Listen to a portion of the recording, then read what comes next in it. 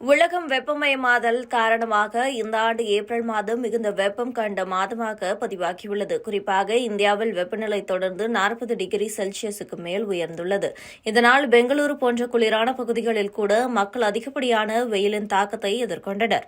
இந்த தாக்கத்தால் மக்கள் டீஹைட்ரேஷனிலிருந்து தப்பிக்க ஜூஸ், இளநீர் போன்றவற்றை வாங்குவதைப் போல ஓரல் எலக்ட்ரோலைட்டான எலக்ட்ராலை அதிகம் வாங்கியுள்ளனர். ஏப்ரல் மாதம் எப்போதும் இல்லாத வகையில் எலக்ட்ரால் விற்பனை அதிகரித்துள்ளது மட்டுமல்லாமல் வருடாந்திர அளவில் சுமார் 26% விற்பனை வளர்ச்சியை பதிவு செய்துள்ளது. உடலில் டீஹைட்ரேஷனை சரி செய்யும் மருந்துகளில் மாதாந்திர அடிப்படையில் எலக்ட்ரால் விற்பனை அதிகமாக இருந்தது. IQVIA நிறுவனத்தின் சந்தை ஆராய்ச்சி அறிக்கையின்படி எலக்ட்ராலின் விற்பனை மாதாந்திர அடிப்படையில் 28% வளர்ச்சி கண்டு உள்நாட்டு சந்தையில் சுமார் 72 கோடி ரூபாய் அளவிற்கு விற்பனை செய்துள்ளது என குறிப்பிடப்பட்டுள்ளது.